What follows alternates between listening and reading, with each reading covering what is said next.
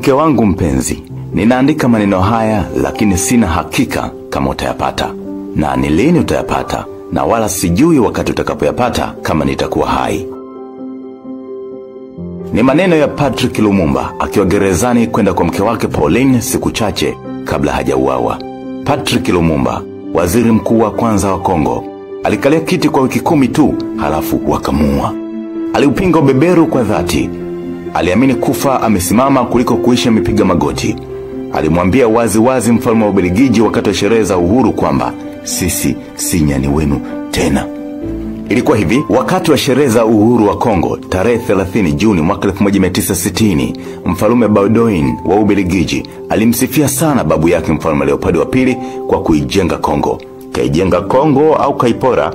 Anaongea pumba tupu afu wananchi wanampigia makofi. Ajabu kweli, kwa mtu anayetumia kichwa kuwaza badala ya makalio kama Lumumba, atokwe povu. Unajua, labda kwa chizi, maana jana na leo havina tofauti kwake. Mfalme aliendelea kutoa masharti. Aliwataka kutofanya mabadiliko yoyote mpaka hapo Ubelgiji itakapojiridhisha kwamba wanaweza kujisimamia, na hivyo wataendelea kupokea ushauri na si vinginevyo. Joseph Kasavubu, rais wa kwanza wa Kongo, alimpongeza sana mfalme kwa hotuba nzuri na kuahidi kuyafanyia kazi. Another shihole. Lumumba hakufurahishwa hata kidogo na uhuru elekezi.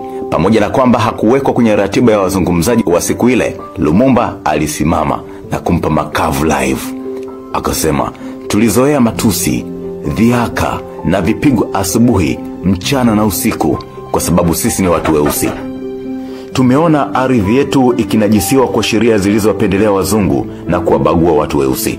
Hatujasahau kwamba sheria hazikuwa sawa kwa mweupe na mtu mweusi. Zilikuwa rafiki kwao na katili kwa wengine. Baada kutoa povu zito, Lumumba alikwenda kukaa kwenye kiti chake huku akihema, na alipopita mbele ya mfalme wa Ubelgiji alimkazia macho kwa kumwangalia na kumwambia, sisi sio nyani wenu tena.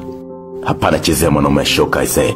Maneno ya Lumumba yalichochea hasira kubwa dhidi yake. Mabeberu yakaona bado kuna kiwingu. Dawa yake ni kukifyekelea mbali, yakarudi msituni. Majeshi ya Ubelgiji yakaikalia Katanga, sehemu yenye utajiri mkubwa sana Kongo. Kasavubu na Lumumba wakakimbilia kuomba msaada kijeshi Marekani. Hata hivyo wakapigwa chini. Wakaamua kwenda kujisalimisha Umoja wa Mataifa. Umoja wa Mataifa kweli ukapeleka walinzi wa amani Kongo. Walinzi wa amani wakawalinda waporaji. Lumumba akaona huu sasa ni ujinga huu. Akaamua kukimbilia Urusi kuomba msaada. Urusi ikashusha ndege za kivita. Kongo ikawa uwanja wa vita kati ya Marekani na Soviet. Mauaji yakashamiri, damu ikamwagika, wakufa wakafa. Rais Kasavubu kwa ushawishi wa Marekani akamtimua kazi Lumumba kwa madai ya kuliingiza taifa kwenye vita. Kongo ikagawanyika pande mbili, upande wa Kasavubu ukiungwa mkono na nchi za magharibi na upande wa Lumumba ukiungwa mkono na Urusi. Wakati wote huo Kanali Joseph Mobutu akisikilizia kwa mbali, kama unavyojua ma-opportunities. Kwa ushawishi wa Marekani, Mobutu akajitangazia kwa kiongozi mkuu wa serikali akimuunga mkono Kasavubu. Baraza Kuu la Umoja wa Mataifa chini ya shinikizo la Marekani likawatambua Kasavubu na Mobutu kwa viongozi halali wa Kongo. Siku za Lumumba zikahesabika. Tarehe 25 Novemba mwaka 1960 alikamatwa na askari wa Mobutu na kuswekwa jela. Huko gerezani aliendelea na msimamo wake wa kupinga ubeberu. Masaa machache kabla kuuawa aliandika barua ndefu kwa mke wake mpenzi na mrembo sana. Katika barua ile Lumumba alieleza kuwa anajisikia fahari sana kwa kuwa haiko tayari kuwa kibaraka wa kikoloni na kuwasaliti wananchi wa Kongo kwa jambo lolote lile. Yuko tayari kufa ili mradi anasimamia jambo sahihi kwa manufaa ya wengi. Lumumba alipelekwa Katanga na Januari 17 mwaka 1961 aliuawa na kuzikwa. Siku iliyofuatia mwili wake ulifukuliwa, ukakatwa vipande na kisha kuyeyushwa kwenye tindikali. Lumumba akapotea katika uso wa dunia kabisa. Akacha mjane na watoto. Kwake mke na watoto wake wote walikuwa wa Kongo. Hata kwenye barua kwa mke wake alimuasa asimlilie yeye, aililie Kongo. Ama kweli yalikuwa ni mapambano matakatifu. Alimalizia barua yake kwa kuandika, long live Congo, long live Africa, na sio long live Bae. Jamaa lilikuwa na roho ngumu balaa. Waziri mkuu aliacha urithi wa fikra kwa watoto wake. Mke wangu mpenzi, ninaandika maneno haya lakini sina hakika kama utayapata. Na ni lini utayapata, na wala sijui wakati utakapoyapata kama nitakuwa hai. Ni maneno ya Patrick Lumumba akiwa gerezani kwenda kwa mke wake Pauline siku chache kabla hajauawa. Patrick Lumumba, waziri mkuu wa kwanza wa Kongo, alikalia kiti kwa wiki 10 tu halafu wakamuua. Aliupinga ubeberu kwa dhati. Aliamini kufa amesimama kuliko kuishi amepiga magoti. Alimwambia wazi wazi mfalme wa Ubelgiji wakati wa sherehe za uhuru kwamba sisi si nyani wenu tena. Ilikuwa hivi, wakati wa sherehe za uhuru wa Kongo tarehe 30 Juni mwaka 1960, mfalme Baudouin wa Ubelgiji alimsifia sana babu yake mfalme Leopold wa pili kwa kuijenga Kongo. Kaijenga Kongo au kaipora? Anaongea pumba tupu afu wananchi wanampigia makofi. Ajabu kweli, kwa mtu anayetumia kichwa kuwaza badala ya makalio kama Lumumba, atokwe povu. Unajua, labda kwa chizi, maana jana na leo havina tofauti kwake. Mfalme aliendelea kutoa masharti. Aliwataka kutofanya mabadiliko yoyote mpaka hapo Ubelgiji itakapojiridhisha kwamba wanaweza kujisimamia, na hivyo wataendelea kupokea ushauri na si vinginevyo. Joseph Kasavubu, rais wa kwanza wa Kongo, alimpongeza sana mfalme kwa hotuba nzuri na kuahidi kuyafanyia kazi. Another shihole. Lumumba hakufurahishwa hata kidogo na uhuru elekezi. Pamoja na kwamba hakuwekwa kwenye ratiba ya wazungumzaji wa siku ile, Lumumba alisimama na kumpa makavu live. Akasema, tulizoea matusi, dhihaka na vipigo asubuhi, mchana na usiku kwa sababu sisi ni watu weusi. Tumeona ardhi yetu ikinajisiwa kwa sheria zilizowapendelea wazungu na kuwabagua watu weusi. Hatujasahau kwamba sheria hazikuwa sawa kwa mweupe na mtu mweusi. Zilikuwa rafiki kwao na katili kwa wengine. Baada kutoa povu zito, Lumumba alikwenda kukaa kwenye kiti chake huku akihema, na alipopita mbele ya mfalme wa Ubelgiji alimkazia macho kwa kumwangalia na kumwambia, sisi sio nyani wenu tena. Hapana chezea mwanaume shoka ise. Maneno ya Lumumba yalichochea hasira kubwa dhidi yake. Mabeberu yakaona bado kuna kiwingu. Dawa yake ni kukifyekelea mbali, yakarudi msituni. Majeshi ya Ubelgiji yakaikalia Katanga, sehemu yenye utajiri mkubwa sana Kongo. Kasavubu na Lumumba wakakimbilia kuomba msaada kijeshi Marekani. Hata hivyo wakapigwa chini. Wakaamua kwenda kujisalimisha Umoja Mataifa. Umoja Mataifa kweli ukapeleka walinzi wa amani Kongo. Walinzi wa amani wakawalinda waporaji. Lumumba akaona huu sasa ni ujinga huu. Akaamua kukimbilia Urusi kuomba msaada. Urusi ikashusha ndege za kivita. Kongo ikawa uwanja wa vita kati ya Marekani na Soviet. Mauaji yakashamiri, damu ikamwagika, wakufa wakafa. Rais Kasavubu kwa ushawishi wa Marekani akamtimua kazi Lumumba kwa madai ya kuliingiza taifa kwenye vita. Kongo ikagawanyika pande mbili, upande wa Kasavubu ukiungwa mkono na nchi za magharibi na upande wa Lumumba ukiungwa mkono na Urusi. Wakati wote huo Kanali Joseph Mobutu akisikilizia kwa mbali, kama unavyojua ma-opportunities. Kwa ushawishi wa Marekani, Mobutu akajitangazia kuwa kiongozi mkuu wa serikali akimuunga mkono Kasavubu.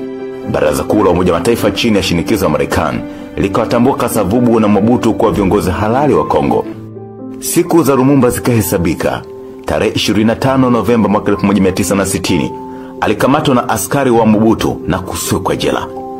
Huko gerezani aliendelea na msimamo wake wa kupinga ubeberu. Masaa machache kabla kuuawa aliandika barua ndefu kwa mke wake mpenzi na mrembo sana. Katika barua ile Lumumba alieleza kuwa anajisikia fahari sana kwa kuwa haiko tayari kuwa kibaraka wa kikoloni na kuwasaliti wananchi wa Kongo kwa jambo lolote lile. Yuko tayari kufa ili mradi anasimamia jambo sahihi kwa manufaa ya wengi. Lumumba alipelekwa Katanga na Januari 17 mwaka 1961 aliuawa na kuzikwa. Siku iliyofuatia mwili wake ulifukuliwa, ukakatwa vipande na kisha kuyeyushwa kwenye tindikali. Lumumba akapotea katika uso wa dunia kabisa. Akacha mjane na watoto. Kwake mke na watoto wake wote walikuwa wa Kongo.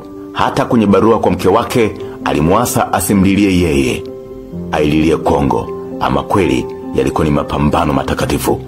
Alimalizia barua yake kwa kuandika, long live Congo, long live Africa, na sio long live Bae. Jamaa lilikuwa na roho ngumu balaa. Waziri mkuu aliacha urithi wa fikra kwa watoto wake. Mke wangu mpenzi, ninaandika maneno haya lakini sina hakika kama utayapata na ni lini utayapata, na wala sijui wakati utakapoyapata kama nitakuwa hai. Ni maneno ya Patrick Lumumba akiwa gerezani kwenda kwa mke wake Pauline siku chache kabla hajauawa. Patrick Lumumba, waziri mkuu wa kwanza wa Kongo, alikalia kiti kwa wiki 10 tu halafu wakamuua. Aliupinga ubeberu kwa dhati. Aliamini kufa amesimama kuliko kuisha mipiga magoti. Alimwambia wazi wazi mfalme wa Ubelgiji wakati wa sherehe za uhuru kwamba sisi si nyani wenu tena. Ilikuwa hivi, wakati wa sherehe za uhuru wa Kongo tarehe 30 Juni mwaka 1960, mfalme Baudouin wa Ubelgiji alimsifia sana babu yake mfalme Leopold wa pili kwa kuijenga Kongo. Kaijenga Kongo au kaipora? Anaongea pumba tupu afu wananchi wanampigia makofi. Ajabu kweli, kwa mtu anayetumia kichwa kuwaza badala ya makalio kama Lumumba atokwe povu. Unajua, labda kwa chizi, maana jana na leo havina tofauti kwake. Mfalme aliendelea kutoa masharti. Aliwataka kutofanya mabadiliko yoyote mpaka hapo Ubelgiji itakapojiridhisha kwamba wanaweza kujisimamia, na hivyo wataendelea kupokea ushauri na si vinginevyo. Joseph Kasavubu, rais wa kwanza wa Kongo, alimpongeza sana mfalme kwa hotuba nzuri na kuahidi kuyafanyia kazi. Another shihole. Lumumba hakufurahishwa hata kidogo na uhuru elekezi. Pamoja na kwamba hakuwekwa kwenye ratiba ya wazungumzaji wa siku ile, Lumumba alisimama na kumpa makavu live. Akasema, tulizoea matusi, dhihaka na vipigo asubuhi, mchana na usiku kwa sababu sisi ni watu weusi. Tumeona ardhi yetu ikinajisiwa kwa sheria zilizowapendelea wazungu na kuwabagua watu weusi. Hatujasahau kwamba sheria hazikuwa sawa kwa mweupe na mtu mweusi. Zilikuwa rafiki kwao na katili kwa wengine. Baada ya kutoa povu zito, Lumumba alikwenda kukaa kwenye kiti chake huku akihema, na alipopita mbele ya mfalme wa Ubelgiji alimkazia macho kwa kumwangalia na kumwambia, sisi sio nyani wenu tena. Hapana chezea mwanaume shoka ise. Maneno ya Lumumba yalichochea hasira kubwa dhidi yake. Mabeberu yakaona bado kuna kiwingu. Dawa yake ni kukifyekelea mbali, yakarudi msituni. Majeshi ya Ubelgiji yakaikalia Katanga, sehemu yenye utajiri mkubwa sana Kongo. Kasavubu na Lumumba wakakimbilia kuomba msaada wa kijeshi Marekani. Hata hivyo wakapigwa chini. Wakaamua kwenda kujisalimisha Umoja Mataifa. Umoja Mataifa kweli ukapeleka walinzi wa amani Kongo. Walinzi wa amani wakawalinda waporaji. Lumumba akaona huu sasa ni ujinga huu. Akaamua kukimbilia Urusi kuomba msaada.